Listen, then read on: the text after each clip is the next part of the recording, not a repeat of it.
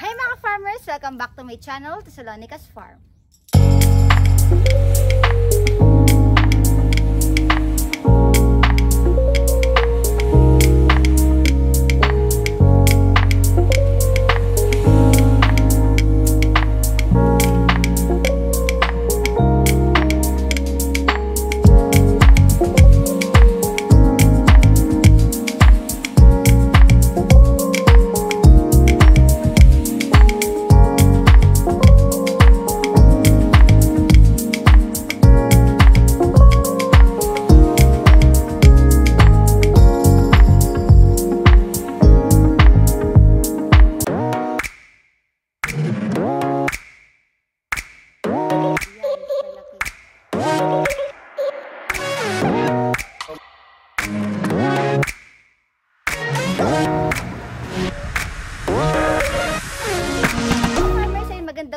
Magandang araw sa inyong lahat. So for today's video, i-renovate ko itong aking electric fence dito sa range area ko kung saan nakalagay ang aking mga lechonin size na baboy na gagawin ko ring mga inahin. So marami itong mga farmers, almost 30 heads itong nandito sa range area kung saan nandito sa likod ko.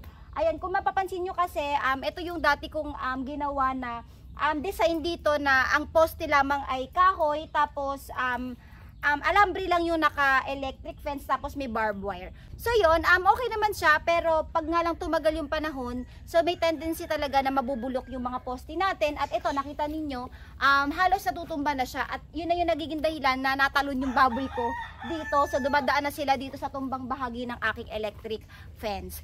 So, ngayon, i-upgrade ko ito sa mas magandang paraan para hindi na ako mabulukan at hindi na ako mahirapan sa pagkukulong sa aking mga alagang baboy at hindi na sila makawala. So, sa video na to, marami rin kasi mga farmers na nagre-request na video kung paano daw mag-install or mag-set up na electric fence. So yun, at least double purpose, makakapag-renovate ako ng aking electric fence. At the same time, mapapakita ko rin sa inyo yung step by step at mga materials na gagamitin ko sa paggawa ng electric fence ko dito sa aking range area. So halina kayo mga farmers at samahan nyo. So dito mga farmers, yung ating free range area sa ating mga lechonin size na baboy na ginagawa ko ring inahin. So ito yung ating ayusin for today sa vlog na to. Dahil papalitan natin yung mga poste ng ating electric fence. So, kung mapansin ninyo, yung nakabakod lang, ayan, dito banda, pakita ko dito. So, ayan o, yan, yung mga nakabakod na yan, mga kahoy na kawayan lang. Tapos, kinabitan lang natin ng alambre. So, ang problema dyan, ano siya, nabubulok yung kahoy.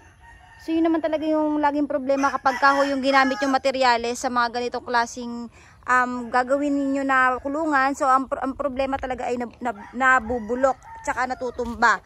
So pakita ko sa inyo dito banda. So marami rin kasi nag-request dito kung paano daw mag-install ng electric fence. So at least dito sa video na to, sa pagre-renovate ko dito sa isa kong electric fence area. So magkaka-idea kayo kung paano ko ginagawa yung electric fence. So syempre, day by day, time by time, mas mai-improve ko yung aking ginagawa. So ayan yung aking kahuyan, yung aking poste, yan makita ninyo. So ito na yung naging resulta kapag tumagal siya. So ayan, natutumba na siya. Ayan makita ninyo. Ayan, natutumba na. Then, dyan na lumulusot yung baboy kasi hindi na, kaya na nilang tumalon dito banda sa may bandang taas ng natumbang bakod. So, ang gagawin natin ngayon, itong mga kahoy na nakaposte na to, papalitan natin ito ngayon ng kabilya or bakal. Tapos, kung mapapansin ninyo, eto, ayan o, ganyan na siya, natumba na talaga siya. Mas prefer ko na to ngayon dito kasi kahit gumastos ka sa bakal, yung bakal naman is long last or tatagal. So pasensya na kayo sa daanan, napakaputi kasi walang tigil ng ulan dito. So ganito yung gagawin natin. Ayan. So ganito. Ganyan na siya. So ayan yung pinaka bakal, ayan nakakabit. Tapos dito na rin kakapit yung ating kabilya or yung dito nakakapit yung ating pinaka-alambre kung saan yun yung magiging fence natin na electric fence. Ayan. So, ganito na yan later. Papakita ko sa inyo pag tinrabaho na. Para mapakita ko sa inyo step by step kung paano gawin itong ating electric fence. So, madali lang naman ito. Hindi ito mahirap. So, napakadaling trabaho lang yan. So, para maging safe yung baboy at hindi makawala yung baboy pag natutumba yung mga bakod. Ayun, so tumbahan na nga pati ito. Makita nyo pati itong ano ko, itong aking yero na ginawa, tumba na rin. So, hindi siya advisable. So, later, papakita ko sa inyo kung paano i-install itong bakal, tsaka alambre na electric fence na gagawin natin ngayon dito sa range area ko na ito. So, ito mga farmers, napakita ko sa inyo yung gagawin natin dito na renovation sa ating electric fence. So, nag-vlog na ako kanina doon at nakita na ninyo. So, ngayon, nakita ninyo dito, ayan, ito na yung nire-ready na natin yung mga kabilya kung saan ito yung gagamitin natin na poste. Epoy, abutan mo ko na isa, Epoy. Hay ka muna, Epoy. So, ito mga farmers. So, ganito yung design. Ay, may putik. So, ganito yung design na gagawin natin dito. Yan. So, ito na lang yung magiging poste natin. Tapos, yan, may insulator. Pero, dahil medyo may price yung insulator, so, ang gagawin na lang natin dito is parang tubo na lang na pwedeng pagkabitan ng ating mga ilalagay na alambre. So, ito kuya, no? So, instead of insulator, ayan, so ito na lang yung i-alternate natin para mas makamura tayo. So, dito natin to ikakabit, tapos dito rin yung daanan ng electric na kable or ng tag dito, ng alambre. Ayan, dito natin ikakabit. So, later kapag sineset up namin, mapakita ko naman sa inyo step by step para mas meron kayong mapanood na mas makikita ninyo kung paano ginagawa. So ngayon, ito, ang ginagawa lang ni Epoy at ni Kuya Pio, so, nilalagyan nila ng, ng pinta. So, para hindi siya makalawang. Di ba, Kuya? So, para iwas kalawang din yung ating mga poste na itatayo. So, marami pang mga kailangan. So, ipunin muna natin itong mga kabilya para mabilis natin i-renovate dito sa area. Kasi medyo malaking range area yung i-renovate natin dito. Kasi lahat ng mga posting kahoy, papalitan na natin ng kabilya. At set upan natin yan later ng electric fence. Pati circuit kung paano ikabit. So, lahat yan mapapanood din. Yan. So, ganito tayo magpinta. Ayan, kulay blue. Ba't blue yung napili mo? Ba't blue yung kulay? Ay, walang red. Ayan, blue. So, malaking tulong kasi yung pinta para hindi siya mabulok. Ay, makalawang. Ayan. Tapos si Kuya, ganyan lang, Pwede kayong mga farmers magawa ng mga alternative para makatipid rin. Instead of insulator, ayan Kuya, ano yung inaano mo Kuya? Inihiwa mo? Ng pipe. PE pipe. PE pipe ng tubig, no Kuya Hos? Oo. So, instead na, pag naubusan kami ng ganito na tubo, ay mahal kasi to Kuya, di ba? Mahal na yung insulator to. So, ito, tubo naman to ng PVC. PVC sa pero pag naubusan kami nito, meron kami alternative na ito. Parang pipe ng tubig. So, PE pipe. PE pipe? PE pipe. Ayan. So, yan yung pwede nating hati-hatiin para yan yung kakapit sa ating alambre sa electric fence. So, diba? If ever may pera kayo, sige, mag-insulator na lang kayo. Mas maganda. So, pag marami kayong pera.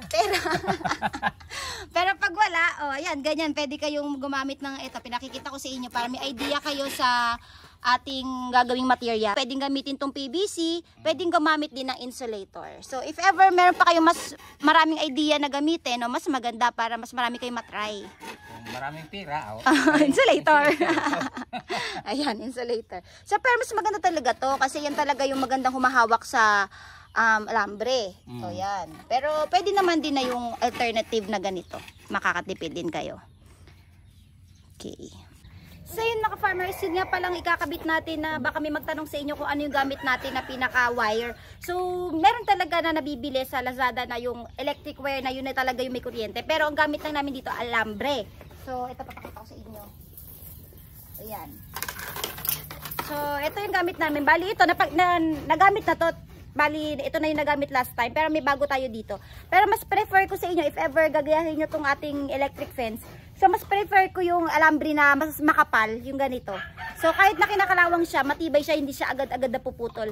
Kasi last time, gumamit ako ng manipes, yung normal kapal lang ng alambre. So, ang nagiging problem, nagkakalawang, tapos pagkatapos yung magkalawang, mabilis siya maputol. So, etong ganito, yung ewan ko lang kung anong size to, pero siguro pwede nyo itanong sa mga hardware if ever anong size yung pinakamakapal sa alambre. So, yun yung gamitin nyo para pagdadaluyan ng kuryente ng inyong mga electric fence. So, para mas safe din sa baboy, hindi agad-agad napuputol at hindi na kayo palaging papagawa uli palagi kasi pag naputol, another trabaho na naman. So, ganitong alambre na yung ilagay nyo, medyo makapal para isang trabaho na lang. Like ako, tingnan nyo. Edi kung ganito na yung naisip ko noon na magposte na lang ng mga kable ng mga bakal na ganyan. So sana hindi na ako nag-renovate ngayon, hindi na ako nabulukan ng kahoy. Kasi ngayon nung nakaraan ginawa ko kahoy. Kaya ayan, nabulok tapos nagtumbahan. So renovate ako. So 'di ba gastos. So pero pag magsisimula pa lang kayo, so tingin ko isa na to sa mag-perfect na materials nyo. Poste nyo is ang tawag dito, kabilya or bakal, then insulator, PVC or PE pipe. Then ang gumamit kayo ng ganitong klaseng alambre para sa pagdadaluyan ng kuryente na medyo makapal. So kaya alam niyo itong sukat nito, hindi masyado. Hindi ko masyado. Pero yung basta may makapal dito sa hardware, tanong niyo na lang. Tapos later, papakita ko sa inyo yung insulator, kung ano yung pinaka-insulator na gamit natin at saan tayo kumukuha ng power supply para mapadaluyan ng kuryente. So lahat yan matututunan nyo sa video na to. Ito na yung mga natapos pintahan na mga ipoposte natin ng mga bakal sa ating i-renovate na free range area na electric fence. So kulang pa ito at para dire-diretso yung ating poposte later. So, pero pinakita ko lang sa inyo na yan yung mga natapos pintahan.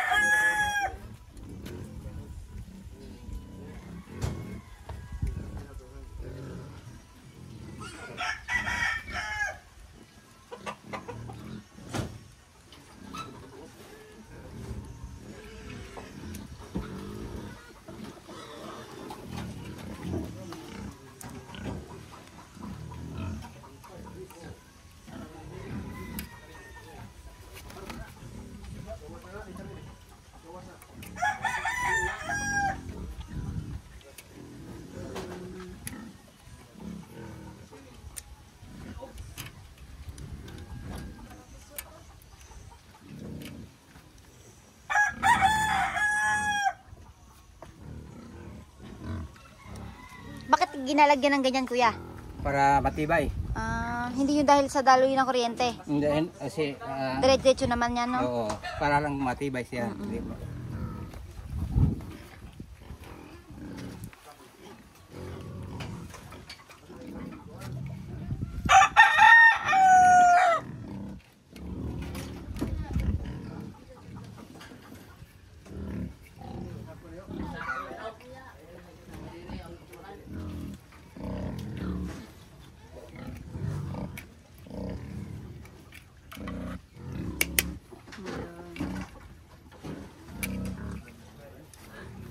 Dadaluyan na ng kuryente yan, no, kuya? Oo.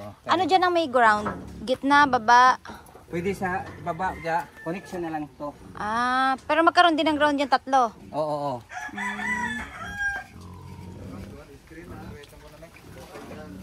So, yan mga farmers, nagsimula na ito. Pakita ko sa inyo yung kung hindi pa nalagyan last clip. So, yan yung dati nating bakod. Ayan. So, kung mapansin niyo, nandito na yung bago natin na bakod. Ayan. So, gawa na lang siya sa bakal. Ayan. So, ayan. So, ito yung sample ng naka-insulator. So, mas maganda sana kung naka-insulator. Pero, problema rin sa naka-insulator, wiweldingin mo pa siya. So, ayan o. Wiweldingin mo pa siya para kumapit yung pinaka-insulator sa bakal. Unlike sa PVC or sa PE pipe, so ginamitan na lang natin siya ng kable or ng alambre para kumapit siya dito sa pinakabakal. Then may butas din sa dulo para dito na malulusot yung ating alambre. Tapos pinatibay lang ni Kuya Pio sa pamamagitan ng paglalagay pa ng suporta na kable dito sa butas. So ayan. So yung mga baboy natin, ayan o, nakita ninyo. Nalusot na kasi sila dito sa dati nating bakod. Ayan o, nalusot. Kasi nga natumba na, gawa bulok na yung kahoy. Ayan o. So ngayon, ito na, hindi na sila dyan lalampas. So sabi ko naman sa inyo, yung mga native pigs matatalino yan. Once na alam nilang may kuryente yung bakod, so hindi na yan lalabas dyan. So ayan na yung bago natin na kinuryente. Ay, nilagay na electric fence. So ayan, nabubungkal sila ng lupa.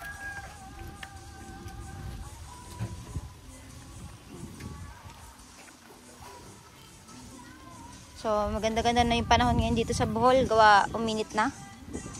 So, yan. Later, pakita ko sa inyo yung shear kit kung saan manggagaling yung ang pinaka, ang tawag dito, yung pinaka-kuryente ng ating electric fence, kung paano natin i-connect yan at magkaroon ng kuryente. Ayan.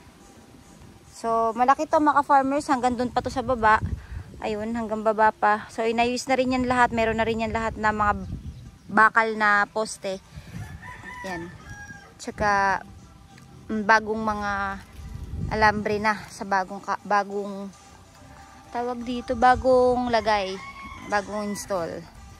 So yan. So ayun mga farmers, medyo meron na tayong mga lagay ng mga bagong poste or nakabilya dito sa ating free range area dito sa likod ng farm.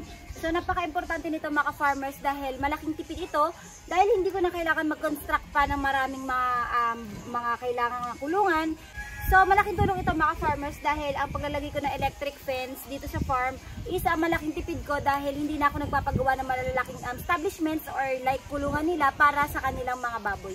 So dahil napakadami nga ng aking mga baboy, so kinakailangan ko na medyo maganda at malaking kulungan if ever gusto ko silang ikulong. Dahil nga naka-free range area sila, so ito lang talaga yung nakita kong way kung paano makakatipid at the same time hindi na rin masyado mahihirapan yung mga baboy natin at sila ay kawala. At yun naman ang gusto ko sa mga baboy ko na naka-free range area pa rin sila. So yan, halos natapos itong harapan hanggang doon. So sila Kuya Pio at saka sila Epoy, patuloy pa rin yung paglalagay ng mga kabilya at saka ng mga alambre para maiayos yung ating nire-renovate na electric fence. So ipapakita ko na lang sa inyo yung mga ginagawa nila dito para makita rin din niyo yung kung paano natin ilagay or i-install itong ating electric fence. Makita niyo mas lumuwag na rin yung area, medyo nag-adjust tayo ng fence. Dito tayo dati, ayan, nakita niyo yung tumba. So tatanggalin na rin yung tumba na yan para maluwag sila. Ayan, tapos ito na yung bagong gawa natin. So pwede naman mga farmers isa hanggang 2 layer lang ng alambre, pero tinatlo ko na para mas secure ko yung baboy na hindi makakawala. Ito tayo dito sa kung saan sila Kuya Pio ay kasalukuyan gumagawa. Ayan. Ayan. So yun, ganun pa rin yung ginagawa ni Kuya Pio. Nagpapatibay pa rin, Kuya? Ha? Nagpapatibay ka pa rin? Oo. Ayan. So hanggang baba Kuya, naayos nyo na no? Yung baba, tapos Wala na rin. pa. Wala pa. Dito pala kayo sa harapan. Oo. So malaki kasi ito area ng range area natin dito. So malaki yan. Hanggang baba pa. So maghapon ang ginawa nila Kuya Pio kahapon, nagpintura muna sila ng mga kamilya or bakal. Tapos, ayan, kanina naman, naglatag sila ng alambre. So, hindi ko na sa inyo i-step by step yung paglatag. Kasi ganyan lang naman kadali. Hindi naman na siguro kailangan i-explain to. Na, magpo-poste lang kayo. Tapos, if ever kung gaano distansya yung gusto nyo. Tapos, ayan, lalagyan nyo lang ng mga PE pipe or ng mga insulator kung anong mas prefer nyo gamitin. So, yan. Matibay na to mga farmers kasi ito'y plastic. Tapos ito naman, ay bakal, ay kala ko may kuryente na. Wala pa pala.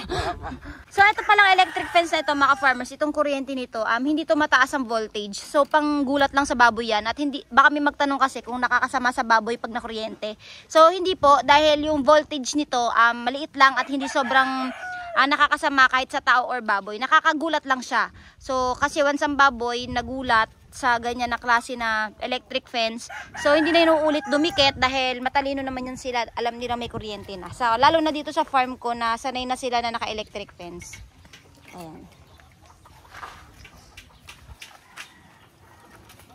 So yan, medyo putik lang talaga kasi nag-ulan dito ng 2 linggo. So ayan, hanggang doon pa yan mga farmers. So 'di ba? Kung lalagyan niyo pa yan ng bakod na concrete, so malaking gastos. Kaya ito na lang yung ating ginagamit. Ayan. Ganyan lang mag-install ng electric fence. Ayan.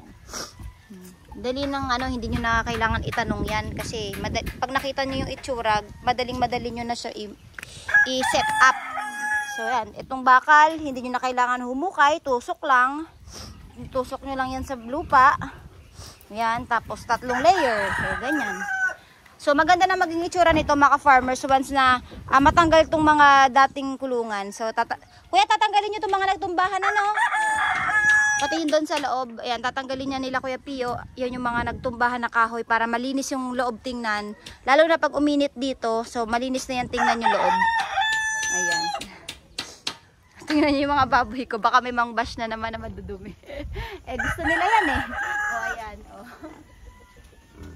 Diba mga farmers? So, baboy kasi yan mga farmers. So hindi natin kailangan ipilit yung linis na gusto natin. Kasi iba-iba rin naman yung pag-aalaga natin sa baboy. Nasanay na sila na ganyan sa aking area. Na nalalamigan sila sa putik. So hindi ko na yan tinatanggal sa kanila kung anong gusto nila. So meron pa doon. Ayun. Nagkagala sa ilalim ng nyog. Iba. Yan. Naglulupasay sa mud. So banda dito sa baba, doon, kung mapansin niyo, may malinis na part dito. So ayun dito banda. Malinis na part 'yan, walang putik doon banda sa baba. So pero makita niyo walang baboy doon. Mas prepare talaga nila na nasa mud or nasa putik. Ayan. So sila naman yung nagde-decide kasi malaking area to hanggang doon pa sa likod, wala rin doon putik, malinis din. Tapos may pond pa sila doon banda sa dulo kung saan sila naliligo. Kaya talagang hindi dahil madumi yung baboy, diyan talaga sila pumipili ng lugar kung saan sila komportable. Ayan. Tingnan nyo naman, ang himbing ng tulog. Kung ayaw nila sa area nila, hindi ganyan kahimbing tulog niyan. Ayan. Yan yung mga gagawin din natin inahina. Lechonin size dati, yun yung pinalaki ko rin ng mga biek. Tapos ngayon, pwede ko na sila mag-iinahin after ilang months din. So, meron din ako dito na electric fence noon dito na sinet up. So, ganyan naman yung itsura niya. Kawayan yung pinaghahawakan tapos maraming layer. Kasi dito ko nilagay dati yung mga manok din tsaka malalaking baboy dati. So, hindi ko naman na ituloy na dito ilagay. So, kaya natenga lang dyan. So, mapansin nyo yung loob nito, puro kulungan ng manok. So, baka ilang buwan or ilang months lang din.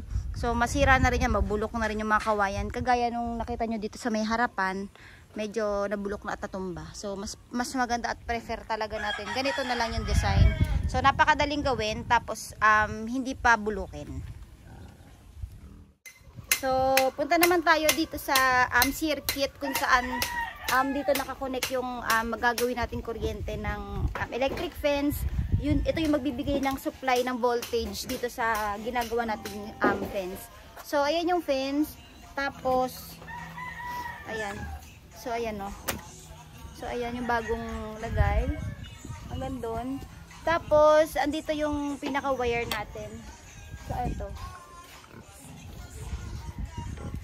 Pinutol muna kasi sineset up pa yung mga poste. So ayan, nakita niyo to. Nakakonect yan doon sa loob ng storage ko na sa bodega. Tapos nandito yung pinaka-outlet niya. So tara puntahan natin para makita ninyo yung power supply. So yan, nandito tayo sa loob ng bodega.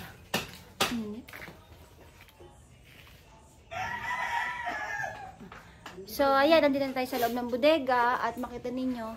Ayun yung wire kanina na pinuntahan natin sa labas yung nakita natin. Hindi mo makita. Lang ha. Ito. Ayan Yan, black. Makikita nyo ba? Iharap ko na lang yung camera para makita.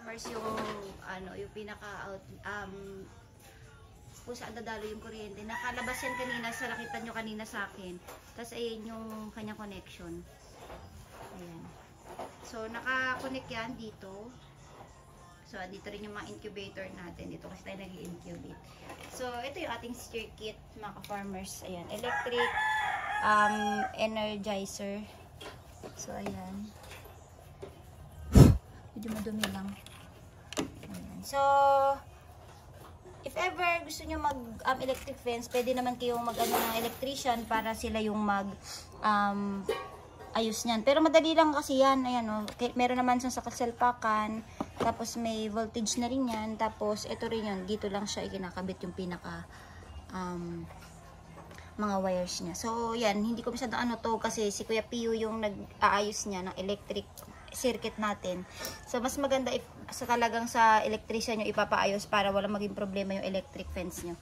So dalawa to energizer. So dalawa to electric fence energizer natin. Ayan, dalawa.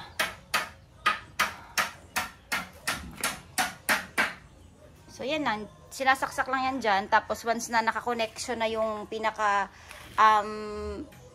yung linya na yan doon sa nakakonect na sa bakal tsaka sa alambre, so magkakaroon na yun ng ground. Yun na yung magkakaroon na siya ng pinaka kuryente, pero yun nga lang, konti lang. Ayan. So ito pala, itong electric fence energizer, nabili ko lang to sa Lazada. So ayan sa screen, dyan nyo lang yan nabibili, madali lang naman umorder nyan at complete naman na yung package na makukuha nyo na circuit once na umorder kayo. Mura lang rin siya.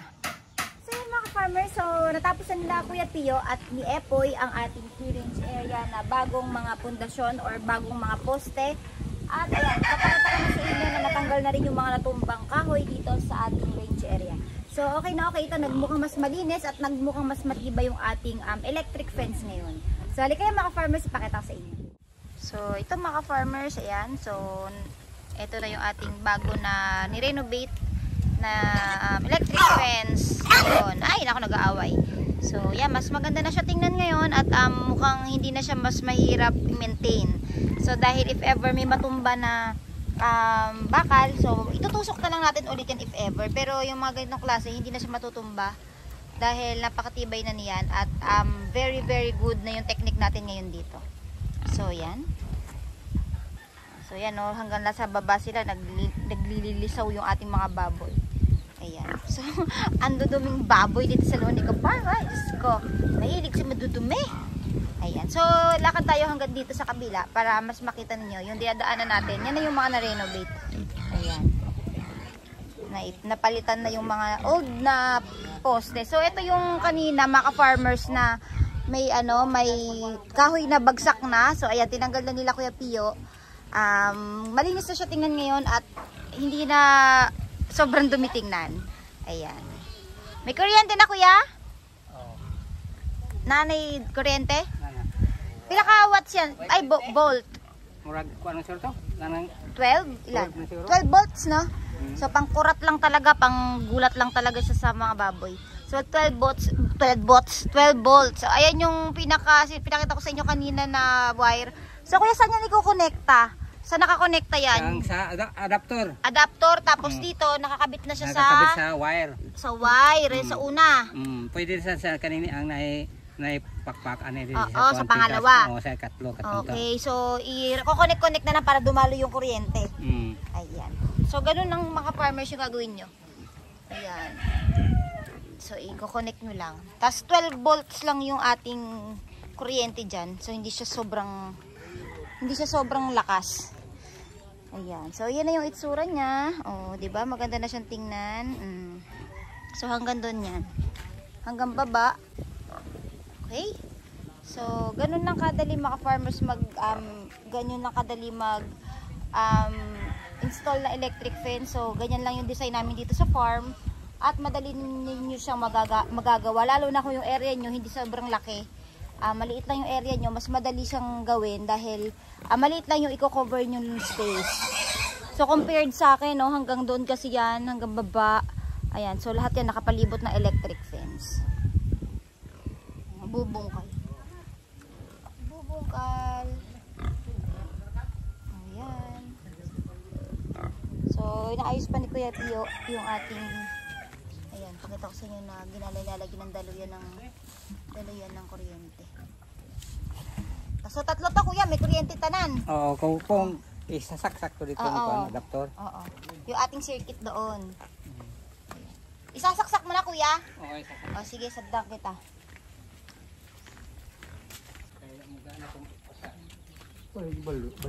Ang imong adapter man ok na speaker. Usa. Adapter ng baboy. So, ayan. Sinalpak na. Ito yung sa baboy kuya. Oo, adapter. Ayan. So, Itong sa manok. sa manok to. Danag, Ito. sa manok. Kare. So, ito. Wala mo ka na dito. Ayan. So, ito. Ayan. Makita nyo may 11.7 volts yun kuya. Oo, 11. Ayan. Maghanggo. So, mga 11 and 12 volts nga. Ayan. So, ayan. Pag ganyan na yung circuit nyo, so, meron na yan dumadaloy na kuryente doon sa electric wires na sinet up natin. So yun mga farmers, so ito palang pag-electric fence is napakalaking tulong sa inyo or if ever wala kayong sapat na pera para magpagawa ng mga concrete na building ng mga baboy at lalo na kung nasa probinsya kayo at open area naman yung inyong paglalagyan ng mga baboy. So very nice talaga itong ating naisip na electric fence. So nakuha ko itong idea na to sa ibang bansa. So nanonood ako ng mga farming videos about sa ibang bansa, sa Amerika. So nakakita ko ng ganitong klase. So yun, unti-unti ko siyang pinrogress yung pag-electric fence ko hanggang sa umpisa may mali. Hanggang sa unti-unti ko na na-upgrade yung pag-electric fence ko. Ayan, so siya pala meron din ako pinapanood na sumunod din sa pag-electric fence ko. Ang YouTube channel niya si Cram Nudge TV. Ayan, so pag nakita niyo yung kanya YouTube channel, naglaalaga rin siya ng mga native pigs at nag-electric fence din si Sir. So lagi ako yung tinatag sa aking YouTube channel si Sir Cram Nudge TV. So nakasubscribe na rin po ako kay Sir dahil nakakatuwa at nakaka-inspire din yung kanyang pagsisimula ng native pigs. So if ever manood kayo kay Sir Cram Nudge TV, so makikita niyo yung same na paggawa namin ng electric fence kung paano namin i-forma yung aming mga bakod na may mga kuryente. Ayan, so yun lang mga farmers. So, kung nagustuhan nyo tong video na to, sana kahit paano minamigay ako sa inyong idea kung paano ninyo kung paano kayo magkakaroon ng mga ganitong klaseng kulungan na open range area para sa inyong mga alagang baboy. Pwede rin nga po pala ito para sa ating mga alagang manok. Basta lagyan nyo lang rin ng net yung taas, tapos yung baba may ganitong electric wire. So, hindi na to tatalon yung manok nyo palabas. So, malaking tulong ito. Nakakatipid rin kayo sa space, syempre sa trabaho at sa labor. So, madali lang rin siyang gawin at very efficient lahat ng materials, madali nyo makita. So, yun mga ka-farmers, sana po nagustuhan nyo itong video na to. Kung nagustuhan nyo itong video na to, please like and subscribe sa aking YouTube channel at i-click nyo na rin yung notification bell para lagi updated sa lahat ng videos na ina-upload ko dito sa aking YouTube channel. So, ayan yung mga baboy ko, comfortable na sila uli at malinis na yung kanilang area. So, yun mga ka-farmers, thank you for watching and happy farming!